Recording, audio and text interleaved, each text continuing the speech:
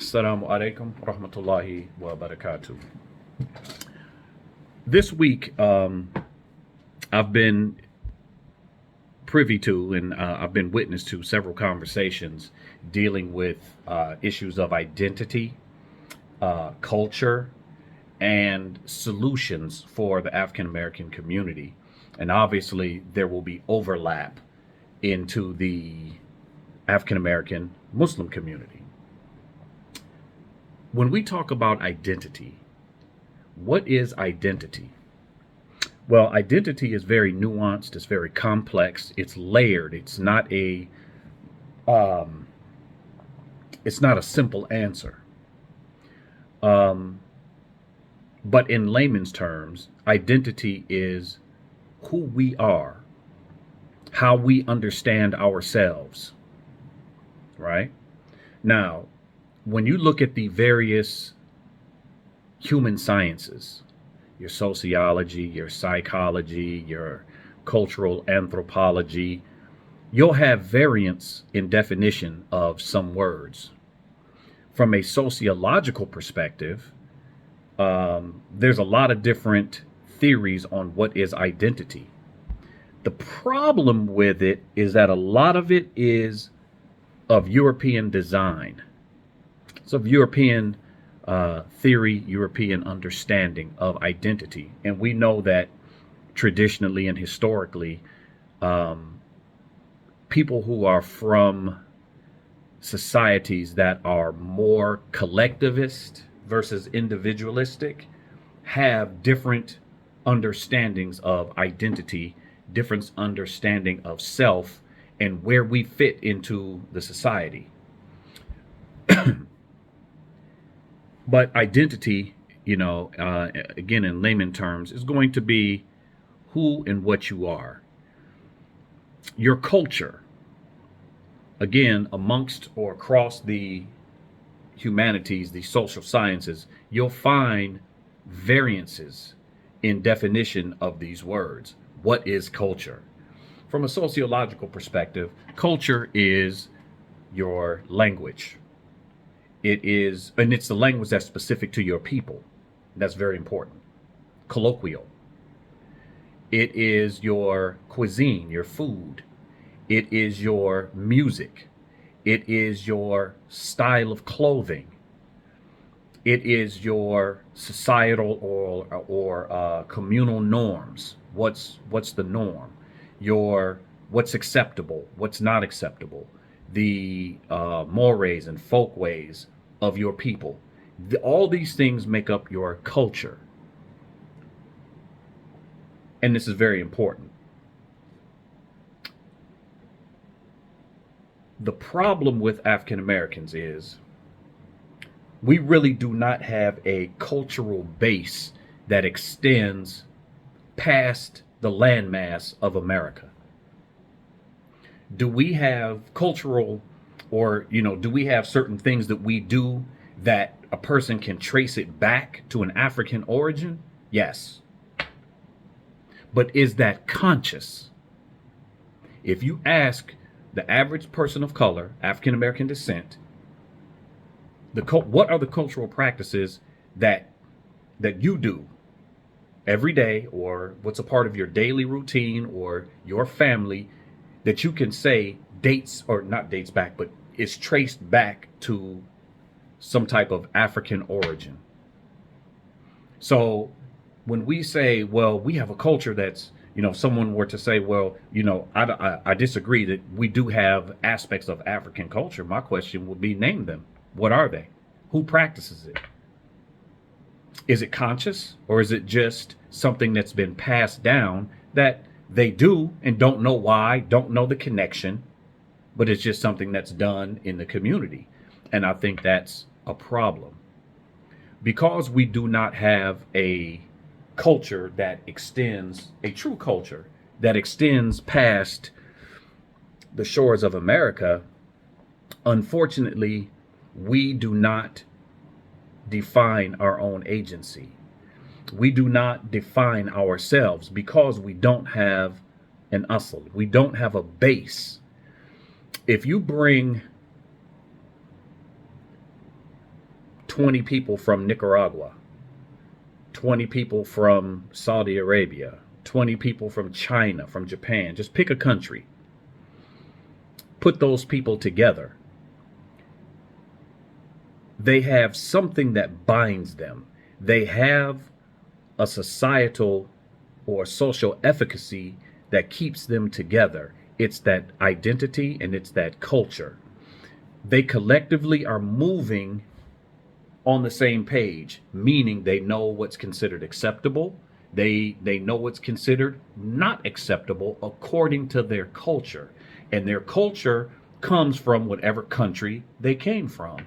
We as African Americans, we don't really have that. Here's the problem. We are defined. We are not self-defining. We are defined.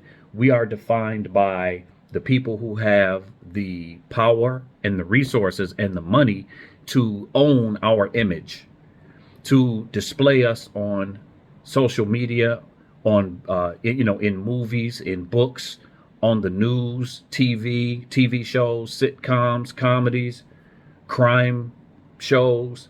They have the ability to present us in a certain way.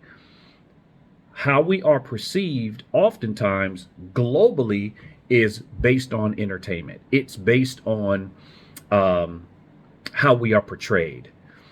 For those who know me, they know, I've traveled quite a bit internationally, and I've run into that where people basically ask me the stereotypical questions, oh, you're African American, you're black. Yes. Oh, you play basketball? No. You know how to rap? No. Have you ever been to prison? No. And then they look at you sideways like, well, wait a minute. Can you dance? Like, well, I used to get down back in the day prior to Islam, but no, that's not my thing now. And so they don't know how to understand you, because the understanding that they have of African Americans is what they see put out by America. So we really don't define ourselves. And then connected to that is with our youth. Because we don't control our own image, our youth take in imagery from entertainment, and then it becomes a self-fulfilling prophecy that they begin to emulate that which they see. It becomes the norm. This is how we are. This is how my people act. If I'm not hard, if I'm not cussing, if I'm not ignorant, if I'm not this, that, or the third, then I'm not real. I'm not keeping it real. Whereas other cultures will say, nah, you're not going to display us like that. We're not going to allow you to put us on display, put us on Front Street in such a fashion. And they will collectively protest or collectively boycott if they feel like they are being disrespected. Whereas the African American, we really don't. Our image is not controlled by us oftentimes. It's controlled by exogenous forces in the music industry, in the movie industry, Hollywood, again, sitcoms, TV shows, comedies, crime shows, police shows, the whole nine. We don't really define that. African Americans love hip hop. I grew up on hip hop from back in the day. Back in the day was different though, because it was not monetized. Hip hop was not let me say this. When hip hop was not monetized, we controlled it. We owned it. There was diversity. You had lots of different sounds, lots of different personalities within the music. You had your Public Enemies, your Busta Rhymes, Poor Righteous Teachers, Paris, But for me, it wasn't until the advent of NWA that we really began to go downhill. And then everyone wanted to be a West Coast gangster and all of that stuff. Once hip hop was monetized, once the forces or the powers that be saw we can make money on this, then they determined what we saw, what we were fed. Now You know, like, I don't listen to hip hop, but I come across it. I see it on social media. I hear it in the street, and it is what it is right now. And it's not really us who are deciding what gets seen and what gets heard. We are just the artists. We're the ones that want to get paid. We're the ones who do what we're told to do.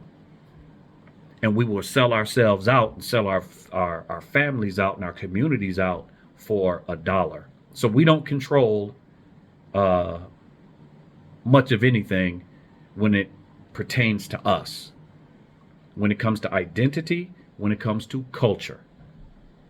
And that's problematic.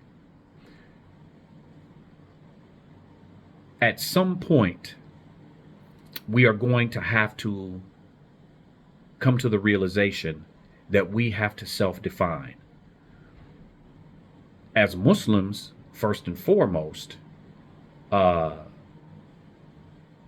we need to be giving da'wah to our people, calling them to Islam, calling them to Islam upon Tawheed and the way of the Salaf.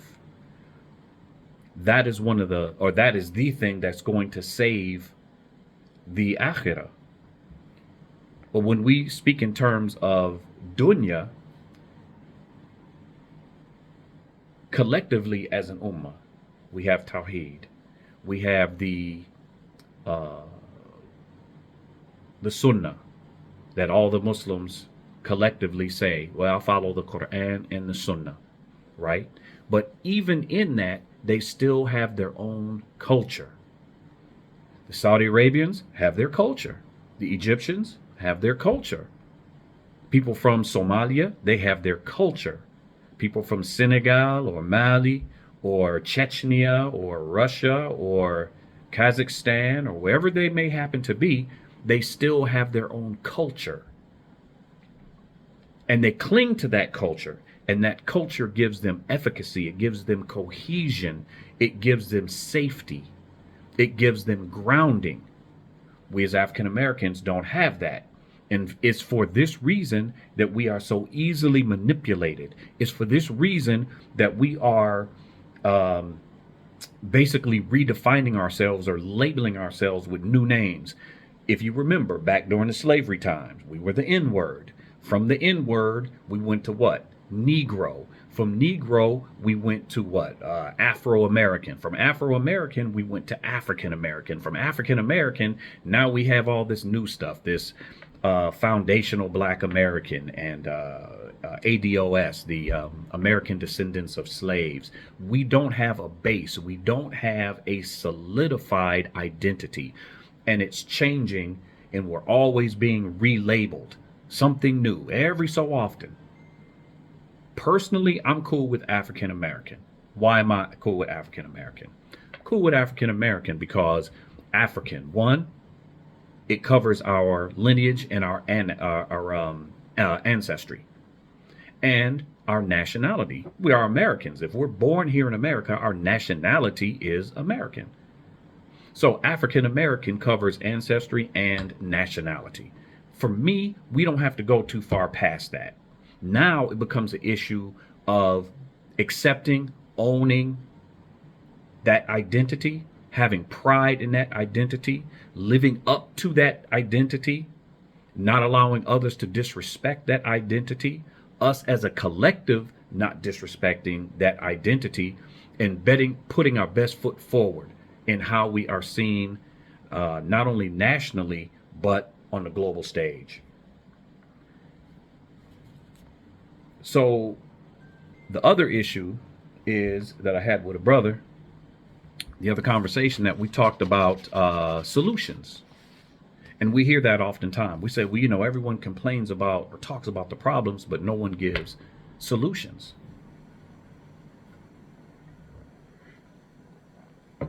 Excuse me. When we speak in terms of solutions, it is not a simple task. We have been created, and we are where we are today in 2023 over hundreds of years in this country of social engineering. So it's not going to take, we're not going to fix this problem tomorrow. We're not going to fix this problem with the next generation or the next generation, more than likely. It's going to take time. It took time for us to get to where we are today. We didn't get to be who we are overnight. We didn't get to be where we are in a short time period. It took hundreds of years to social engineer the product that we have today in African American people. So it's going to take a long period of time to fix these problems. Will these problems ever be fixed? Allahu Alam. I don't know. It is going to start with the individual. The individual is going to have to be some individual accountability. There's this notion or this understanding that many white supremacists, many people who deny racism, many people who deny the systemic and institutional aspects of our oppression, they will say, pull yourself up by your bootstraps. Now understand, this has roots in white supremacy. When you think that, or if you think that the only, or that the best way, the most efficient way to fix the issues or the ills of African American situation as a collective is by only pulling the individual, or the individual pulling themselves up by the bootstraps, this is a very immature, a very jejune understanding. The person who says this does not understand how systems and institutions work. What are systems and institutions? What are the differences? Well, institutions are individual entities. The institution of education, the institution of medicine or housing or finances. These are all individual systems or individual institutions. But these institutions work together in a system that is put together to create certain outcomes for certain demographics. The system is set up in such a way that an individual here or there may be able to fall through the cracks and become successful, but the system is a net, and it's put together in such a way that the majority of certain demographics are not successful, and they are kept in low income, low education, low housing, sick, and ignorant state. The system as a whole is set up that way, and that system is built upon institutions. Those institutions work together in conjunction together, and they make up the entire system. So if we take the position that it's only for the individual to pull himself up by the bootstraps, then that's negating racism. That's saying, well, racism is not a factor. The country itself was built on racism. The system itself, in its inception, was built upon the backs of African American people. At what point did it not become built upon the backs of African American people? So to say that systems and institutions are not important, to me, it's ignorant. It's ignorant. Of course, we have to address the systems and institutions. We have to address the political aspect of it. We have to address the economic aspect of it. We have to address the educational aspect of it. I mean, you know, if we focus only on one piece of the puzzle, then we're going to miss everything else. We're going to miss all of the other pieces of the puzzle that make up the whole. If we only focus on economics, education is going to fall through the cracks. If you only focus on education, don't focus on finance, financial literacy, then that's going to fall through the cracks. If you don't address the issues of systemic and institutional oppression uh, in education, then you will always be lowly educated. Our kids will always be using third and fourth generation books. We won't have the access to technology, which will widen the technological gap between people of color and the majority. That's problematic. You cannot focus only on one aspect and say, if we fix this problem, then everything else is going to fall in line. No, it's a system, and that system is built upon institutions. And those institutions work in such a way that they create the outcomes that they want. And that's for one group to be higher and one group to be lower. That's just a fact. So, in order to fix these problems, this is the solution aspect of it. It's going to take academics, people of knowledge, religious knowledge, to put their heads together. Those who have expertise in economics, they deal with the economic aspect of it. Those who have expertise with education, they deal with that aspect of it, and so on and so forth. But it all has to be under that umbrella of moving as a collective. Does that make sense? If you go into the Asian community, right? If you're an Asian person, you go into the Asian community and you do something that's outside of the collective, what's outside of the good of the collective is going to rise up on you. They're not going to let a person do it. Likewise, if you are from outside of that community, if you're from outside of that community and you want to go into that community and set up a business or set up something, 9 times out of 10, because they have that collective efficacy, they're not going to allow your business to be successful. They're going to say amongst themselves, don't patronize that business. We want him out of here. We want our own people to sell meat, to sell soda pop and potato chips and have restaurants and so on and so forth. Prime example of that would be Hamtramck, Michigan. You go to Hamtramck, Michigan, they lightweight are self-contained. They have everything that a community would need to be self-sufficient. Lawyers, doctors, dentists, grocery stores, halal meat stores, clothing stores, stores to buy books. I mean, whatever that community needs, Hamtramck, Yemeni, it's a Yemeni community right next to Detroit. They have everything they need. Same thing with Dearborn, Michigan. They have everything they need. They have doctors, they have access to medicine and tailors and plumbers and carpenters and, all those things that a community would need. They have it amongst themselves. They don't really have to go looking for people outside of their community. And that's what we have to have. That's what we have to do. Absolutely, we need to be financially literate. The African American makes up, I don't know, it's like $1 trillion or more of the U.S. economy. The problem is that money is fragmented, and we are consumers and not producers. We're not producing anything. What do we produce as a collective? That's the problem. We're consumers. We're buying Jordans. We're buying gold teeth. We're buying rims. We're buying, clothing and Louis Vuitton and Gucci and, Rolex, and trying to keep up with the status quo, trying to keep up with that image of success.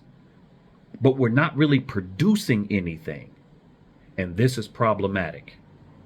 We need to learn to be producers. And then we need to learn to have some self-efficacy, some communal efficacy amongst ourselves. We need to learn to control our own destiny or our own identity and our own image. And then we need to have the experts and those who have expertise in certain fields to guide us. Now, as African American Muslims, that guidance has to come from Ahl al-Ilm, the people of knowledge. We don't move just in the dunya. We as Muslims understand we strive for the akhirah. So all that we do is not strictly for the dunya, but it's for the dunya and the akhirah, and it's for the upcoming generations, right? So all of this is filtered through Islam. All of this is filtered through halal and haram. It's all filtered through Sharia. We have to be compliant with Sharia. Hopefully that makes sense. Again, solutions. We have to control our own identity. We have to have self-love. We have to be guided by the people of knowledge, be it religious or be it secular. We have a lot of wannabe scholars, want to be internet intellectuals, a lot of people who make videos that are not really qualified, and they're just sort of shooting from the hip and saying stuff. Everything should be grounded in some type of data, some type of something that we can look at. You know, in sociology, when we look at data, be it quantitative or qualitative, we look for patterns. We look for patterns. When you look for patterns and you see patterns in things, you can then begin to draw conclusions based on patterns. And I'll give you this example and then I'll be finished. If you were to stand in Times Square in New York City and stand on the street, you see confusion. When I say confusion, there's people walking everywhere. There's cars all over the place. Horns are blowing, and you're in the middle of confusion and chaos. People walking north, south, east, and west, bumping into each other. But if you were to then go to the top of a building and stand and get a bird's eye view of the whole layout, you would begin to see patterns. You would begin to see yellow cars, taxi cabs, maybe all driving or mainly driving this direction. Traffic in general, maybe going this direction, maybe going, this direction. People are mainly walking this way.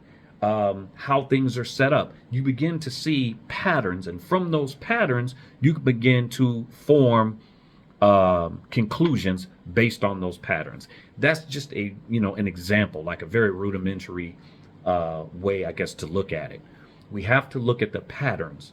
When we look at how we got into the ghetto as African Americans, how we got into projects, that's not by accident. That's not because we are innately ignorant or innately, we don't have the ability to make progress.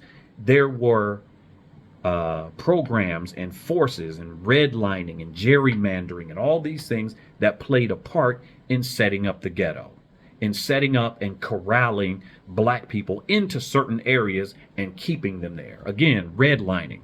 Redlining is not an individual pull yourself up by the bootstraps issue. That's an institution. There is oppression in that institution that works to keep black people in certain areas by way of redlining, not giving loans to people who live in certain areas to update their homes or to have loans to go outside of their communities to buy elsewhere. That's a systemic issue. That's not an individual pull yourself up by the bootstraps. Education. I mean, I could go down the list of things that the individual doesn't control, but it's controlled by institutions and systems that work together to produce outcomes to keep one group on top and another group lower hand. Hopefully that makes sense. If you find benefit in this video, please share it. Subscribe, like it, subscribe, all that other stuff that people say at the ends of their videos. I pray that this video is beneficial to people. I hope that I'm clear in what I said. And I ask Allah to guide us all. And anything that I said that was correct is from Allah. Anything that I said that was incorrect is from myself and a shaitan. Assalamu alaikum wa rahmatullahi wa barakatuh.